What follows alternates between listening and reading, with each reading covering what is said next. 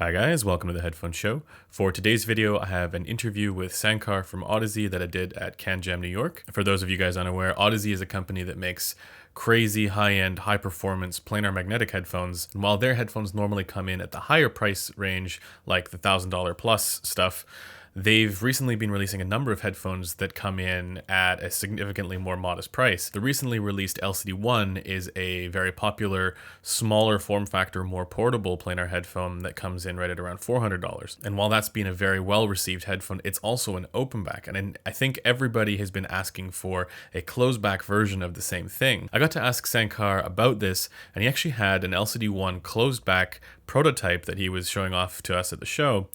And I've covered that actually in a previous video, which many of you guys may have already seen, but I will summarize it here.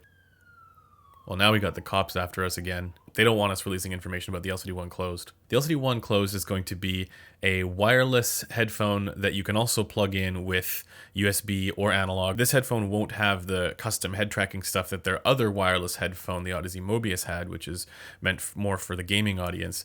But this one will still have access to the Reveal Plus plugin, which is basically an EQ profile for their headphones. And because the LCD-1 Closed is going to be a wireless headphone, it's going to have a minimum of a 60-hour battery life. And so that means this is really geared to be that sort of portable audiophile crossover headphone that straddles between the consumer grade stuff and the really high-end stuff. I'm really excited for this because it's another example of planar technology being put into something that also now includes some of the features that many of the consumer-oriented audiences care more about. And while I personally would have wanted this to be a wired closed back headphone, might be something more for like field recording or pro use, I'm still excited to see what they do with this and how this gets implemented. Because if the LCD-1 Open has told us anything, it's that it has a very capable driver in there.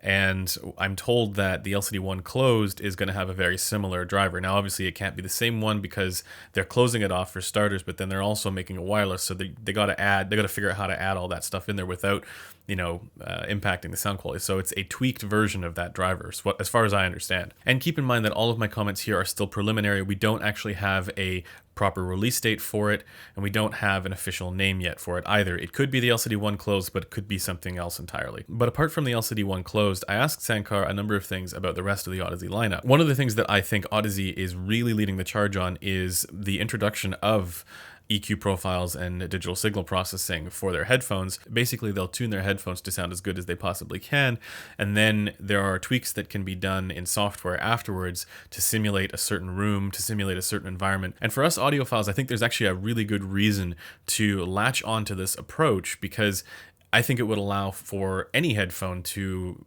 be dramatically improved as well, as long as people are willing to be meticulous about the frequency response targets that they're aiming for.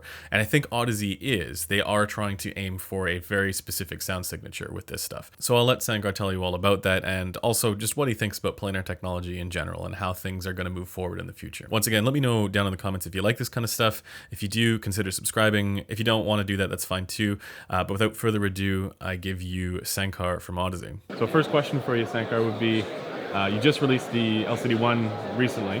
How's the reception been for Good. It's really probably good? one of our fastest selling headphones so far. Yeah. Do you think that's because of the form factor or the...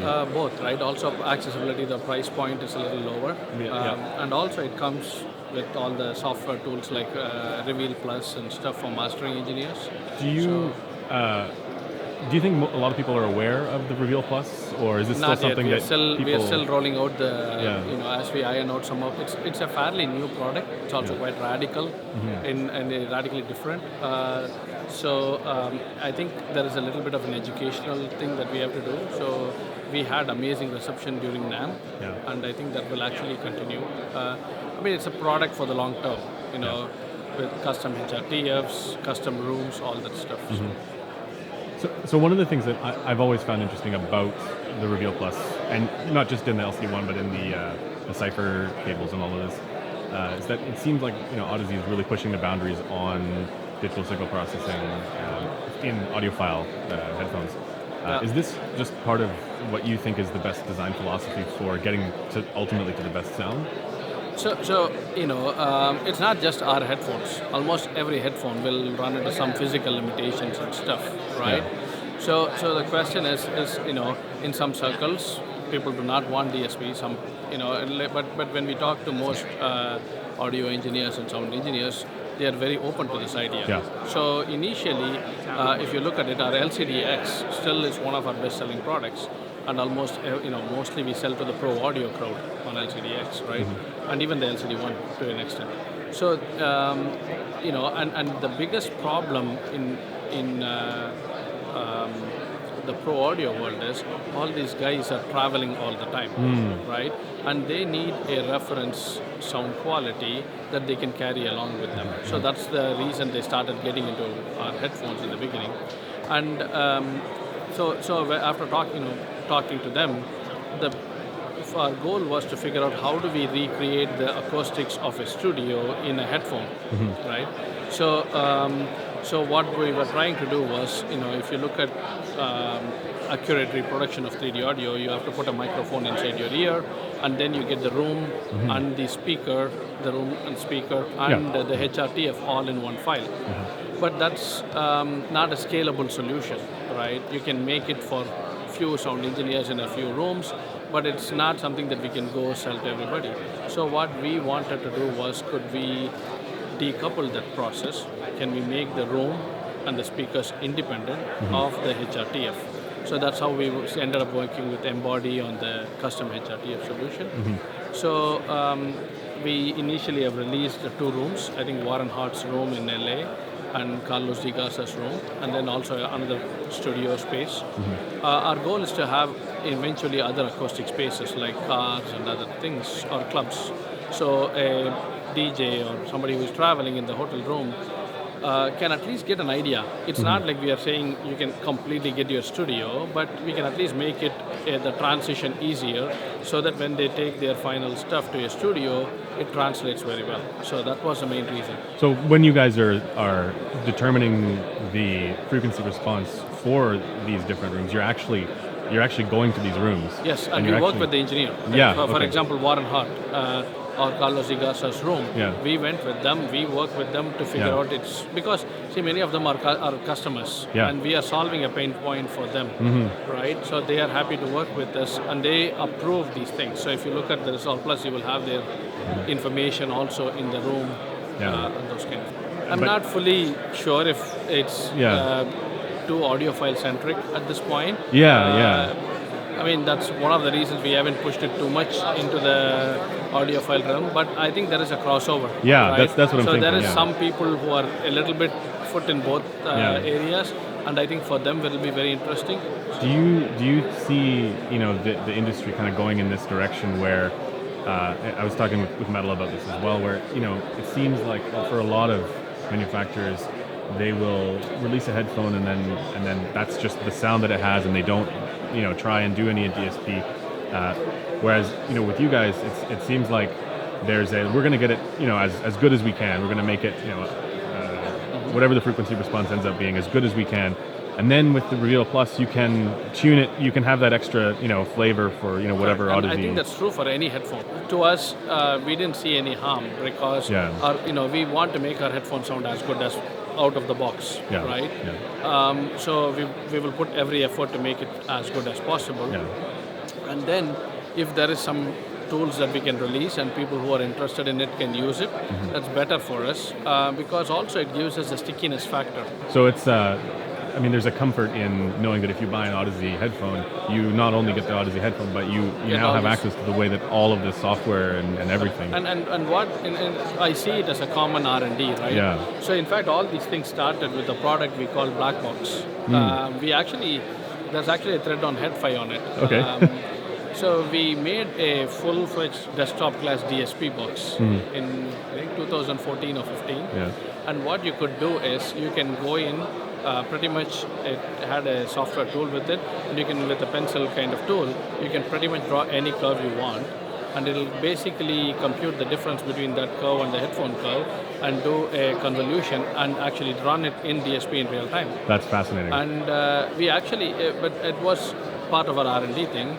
but some of those things trickled into the cipher cable, right? Some into the Mobius headphone to reveal plus and everything. So then, without the DSP, even looking back, even before Reveal was something you guys were doing, something like the LCD2, the original, or the LCD2F. What would you say was the target you guys were aiming for with? So our goal always has been to make it like a good sounding room, in a well-treated room. Right? That's our goal always. So even before LCD2, we had a reference sound, right? And if you look at it in the Sean Olive's 2013 paper, you can see that one of the most preferred headphones was the LCD2. Right. It was by far the most preferred one, right? And so we knew we were in the right path. So the evolution of the curve is what we have today. And it hasn't changed significantly from the initial days. We think that's still a good sound that we want to achieve. It's not very fatiguing, not too sharp, and a very good bass. And what you would get in a good speakers in a good room. Exactly. So that's still our goal, and we still have the same set of reference speakers in our office that we have had for almost 10 years now. Cool. I want to ask about the LCD4 because in my mind that's still the detail king of any headphone. So we are a little different actually, even compared to every other company, Planar company here, because we make our own film. We cast our own film. We make our own magnets, right? So most companies probably buy the driver from somebody else, right? But we go in and design our own transducers from scratch. And we also have our own magnetic structures and stuff with Fluxar that we are very proud of, because we can get almost twice the efficiency of any planar with the same magnetic circuit. So when we start out to design a headphone, basically we want to push the boundaries on what we have done in the previous generation. So if you look at it, LCD2 was 2010, LCD3 was 2012, LCD4 was 2016. End of 15, 16. So just iterating and improving on every. And it's not like we want to just go in and create a new headphone. I mean, if you look at it, LCD2 is still one of our best-selling headphones, and it's almost 10 years old. Right? But so it's a good headphone will stand its test. It's not like we need to rinse, and create a new version all the time. So. What would you say is the biggest challenge for creating something like an LCD4, where it's, it ends up being, again, an iteration, but it ends up being one of the most detailed headphones that you end up with? There are a lot of challenges. LCD4 is still quite heavy. I would love to make it a little bit less heavier. Also, a little bit easier to drive. LCD4s also have very, very thin film, and the amount of metal on it is also very low. So we have to put a lot more flux to make it efficient. Stronger magnets. So that adds to the weight. So it's always a balancing thing, trying to figure out where would be the right point to do.